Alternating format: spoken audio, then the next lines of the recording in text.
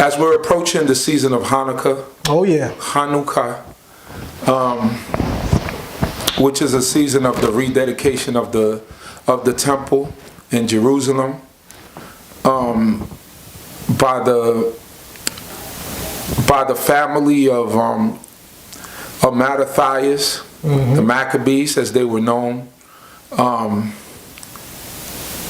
What do you have? Do you have any words, or do you want to expound on this season and what it means to you?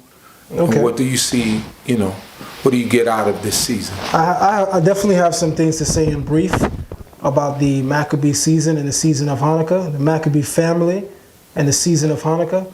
The first thing I want to say is that when we look at the word Hanukkah, the word Hanukkah is translated as dedication.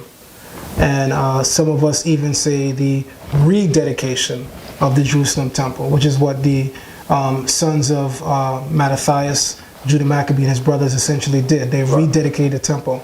But in modern Hebrew, the term Hanukkah also means revitalization, which is very key and very important, because not only did Yehuda Maccabee or Judah Maccabee and his brothers go and rededicate the temple, they actually revitalized the temple spiritually by restoring the temple's foundation, which was restoring law and order, which i.e. was they restored the Torah. So while remembering that the term Hanukkah means dedication, I want us to also focus on some of the nuance in the meaning that is used today, because Hanukkah, as used today, also is rooted in the concept of revitalization or rejuvenation. Hanukkah represents a season of rededication to God, revitalization of the will of God, i.e. the Torah, and spiritual rejuvenation. The season of Hanukkah begins with Mattathias, or, I don't like the Greek names, Matityahu, gift of Yah. Right. And what a gift of Yah this man was. Right. This man lived during a time, and he was what they would consider now a Rosh in the community, or a Nasi. He was a chief man, and he was a leader in the community, and he was of the tribe of Levi. Shout out to all my Levite brothers. I know my brother Uz is with me on this. So, Lewi. So, hear me out now. As a leader in the community and coming from such a fierce tribe as Levi, remember Lewi was that tribe when every tribe decided that they was going to turn around and defy God. Talk about it, brother. Lewi drew their swords and said, oh yeah, well we still down with God, and we ready to take those of y'all who not down up out of here. Moses said, who's on God's side? Who was on God's side? And I believe only the tribe of Lewi spoke up. That's right. Shout out to all y'all other tribes though. Y'all made up a little bit. But getting back to the topic at hand, Matityahu was an amazing gift of Yah. Right. Names are so powerful. Names have so much meaning. In Hebrew, when we give something a name, we are identifying with the essence of the thing we're naming. Right. When you look at the life of Matityahu, he was certainly a gift of Yah. Right. He is now living during the time of the reign of Antiochus Epiphanes, which was one of the most cruel Seleucid kings of the Grecian Empire. Right? And this man was so wild and crazy that behind his back they call him Epimanes, which literally translates in Greek as madman. Madman. Epiphanes was his title of grandeur. It meant someone of royal stature, someone of grand thought. Like when you see this person enter a room, you only thought noble and high thoughts of them. Epiphanies, Antiochus Epiphanes, right? I read somewhere that it meant God manifest. God manifests. like you literally, when you were in the room with this person, you felt like you was in the room with God, right? Right. Well, because he was so crazy, the people that knew him. Right. In today's language, when you double something, it's real. So and it's funny because both names are almost synonymous. They're almost synonymous. So you can see, how black people be like, so and so and so. Yeah, we flipped it on so many different levels, man. Again, and that's right. The synergy. There's so much relationship in the phonetics of the name. Epiphanes and Epimanes. Epimanes is Greek for madman. And that's what they called him behind his back. And he was a madman. Right. Because even his predecessor, Alexander the Great, when he approached Jerusalem, at that point he had tore up all of the land of Israel by the sword. He didn't allow a single sword to be flung or swung in all of Jerusalem. You read about it in the book of Maccabees. And you also read about it in the apocryphal works of those contemporary during that time period who attest to those things. And there's also oral traditions that are existing within those time periods that says that when Alexander the Great came into Israel, he swung his sword left, right, north, south, east, and west. But when he approached Jerusalem, he felt that there was something different about this city. And the high priest came out at that time of Jerusalem. And the high priest told to him, if you do as much as swing your sword in the air without touching man or beast, without even having touched man or beast, you will die 10 times. And Alexander, being the warlike general that he is, looked him deep in his eyes as if he wanted to take his sword out of his sheath. But in Alexander's own memoir, he says that something literally compelled him not to make that decision. And because of him not making that decision, this is some background history, every male child that was born in Jerusalem that year was called Alexander. Wow. But that's not where my name comes from. Because those who know me know that, my name is Alex. That's my birth name. And my father named me after Alex Haley, the author of Roots. Okay. But then I did some research and I found that even that name is still a Greek name. It doesn't matter that Alex Haley. It's still the root. It's the root. The root is Greek. Yeah. My father was naming me after this beautiful man, the author of Roots, Alex Haley. Right. But even Alex Haley had a foreign European Greco-Roman name. Right. So I realized that names are powerful, and the word Alexander is a twofold compound. Alex in the Greek means a defender, and then andros or ander is man. Yeah. So Alexander is an advocate or defender of man. Alexandros, which I thought was highly significant because people who know me to be just that, an advocate or defender of man. You took on the meaning of the name. You take on the meaning of the name. The meaning of a name becomes you, which is why it's extremely important that when you name someone something, that it's a name that aligns with who they are or who you wish them to align with. Today, black people just call their kid names based off a sound, and it has no meaning. Yeah. You ask the average black person about the meaning of the name, they just call their child. And they'll tell you they don't know what it means. They just name it off a sound. Yeah, they made up something. They just made up something. That's crazy. Our ancestors attached deep meaning to names. Right. So Matidyahu, that name became him because Antiochus Epiphanes, surnamed Epimanes, the madman, also had a mighty Greek fighting force with him. Right. And when he approached Jerusalem, not only did he say that the Greek culture, religion, lifestyle, culture, and heritage is now to be practiced here.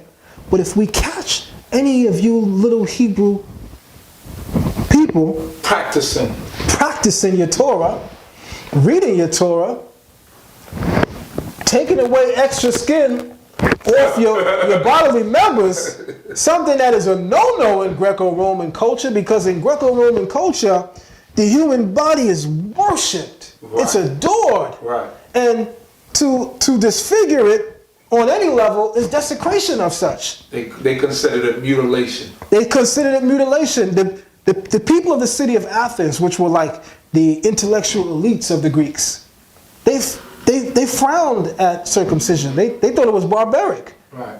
That these melanated people In Africa, the Hebrews, the Egyptians, Ishmaelites, they all were defiling their body as a marker of allegiance to their God. Right. They used to laugh. They used to think we was crazy. Now, you find a lot of them doing that because of the fact that they've adopted our culture and our heritage. The average European Christian believes he has to be circumcised now. But his ancestors looked at it as something as ugly. Desecration of the body. Foreign to our culture. This is what Matityahu, or Mattathias, and his contemporaries had to fight against. Remember, Antiochus marched inside the Jerusalem temple and put an image of Zeus Olympus in the Holy of Holies. Yes, sir. That's comparable to coming into the Jerusalem temple, if it was standing today, and putting the picture or image of white Jesus in there. Or Buddha. Or Buddha. Israelites would tear your head off then, and Israelites now would tear your head completely off.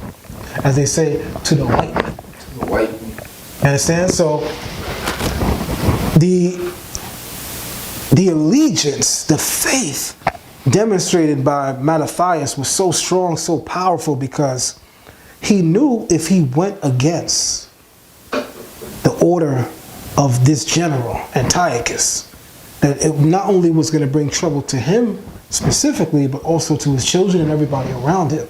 Remember, because of his stature and his position, he was asked to be the first to come in and join in the desecration. Right. He was asked to join in because if the people see you do it, and they think to themselves that I'm not even half the man you are, so how I'm going to say no when you said yes? Then that means I got everybody, right? And he rose to the occasion and he said no. Nay. But as God is my witness, I am not defiling my culture and my heritage for you, O heathen. We doing this law. And with that, he took his sword out of his sheath and took the life of that individual that asked him to defile his way of life. That's serious. And not only that, there was if I remember the history correctly, when they asked him to do that, there was a sellout that went and did it. That tried to go and eat the swine's flesh, or whatever it was that they were asking. Right. I think it was to eat the swine's flesh. And, you know, Uncle Tom, Israelite. As we got them today. Oh, but I'll do it. I don't care what he got to say. That's right.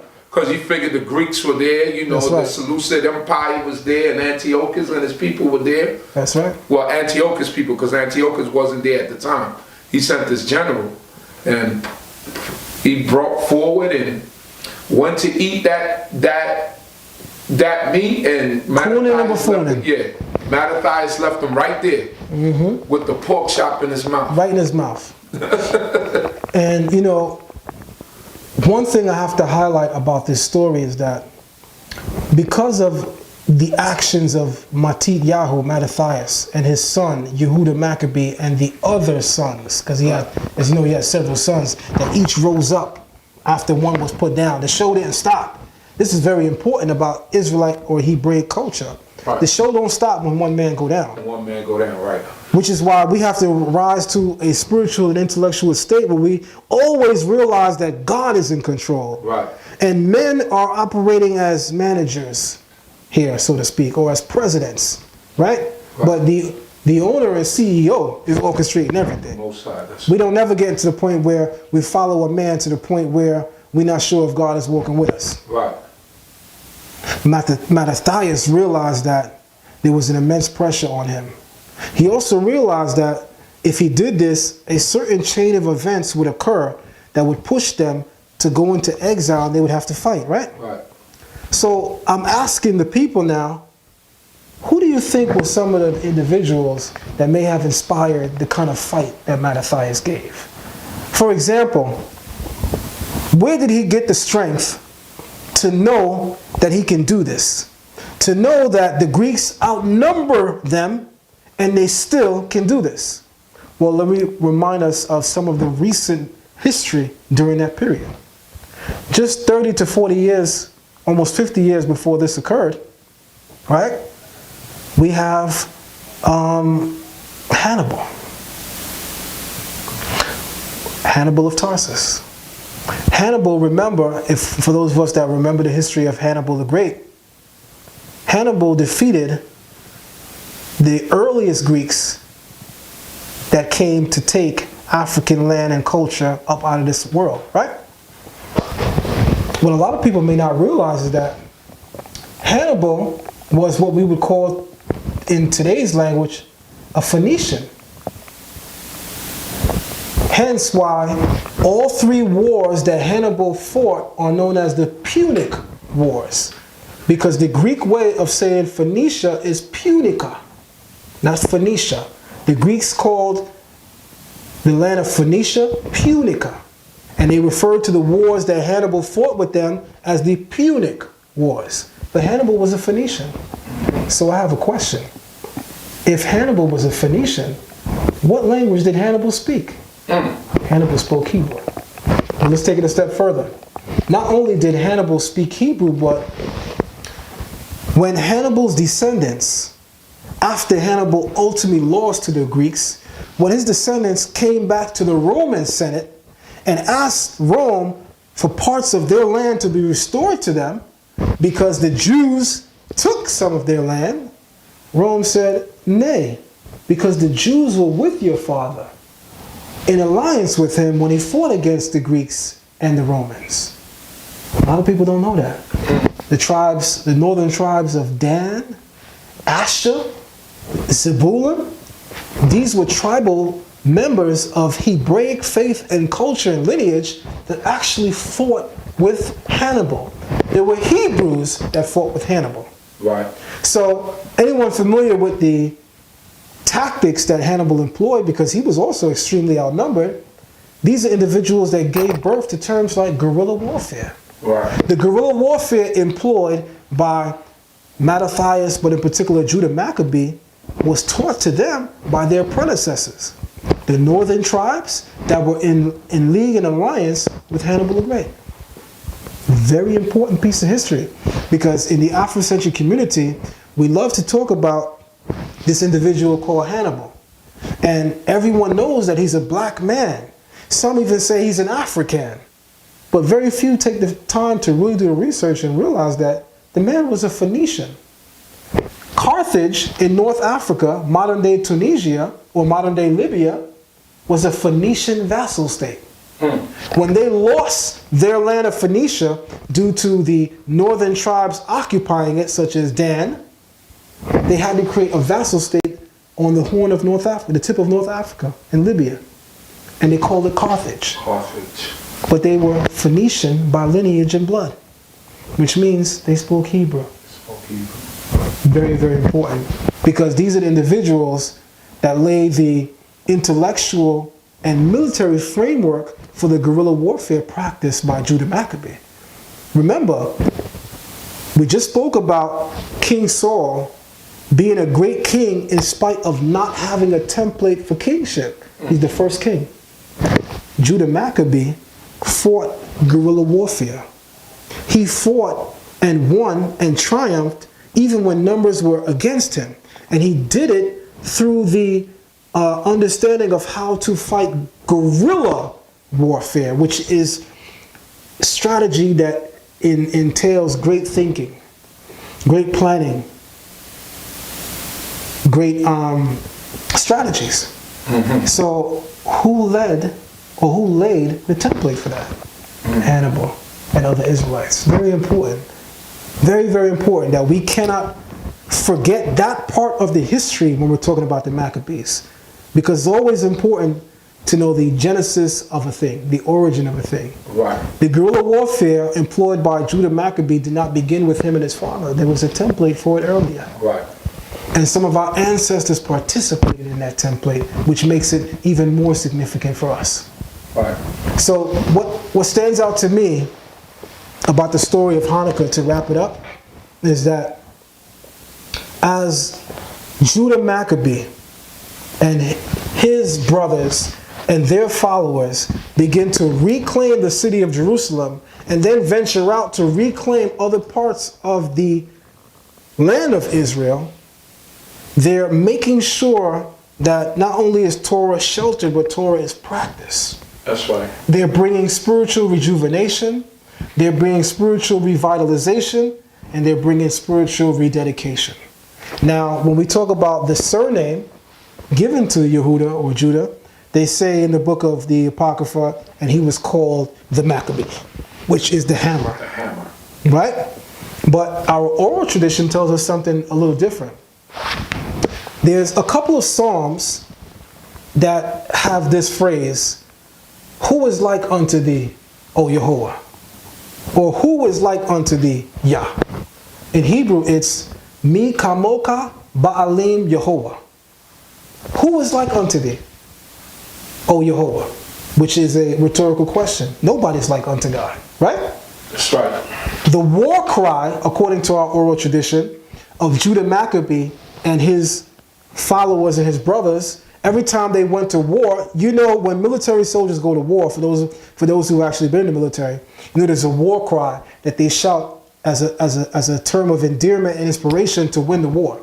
There's a series of statements that they say, sing, or shout out to inspire courage and bravery in the battlefield.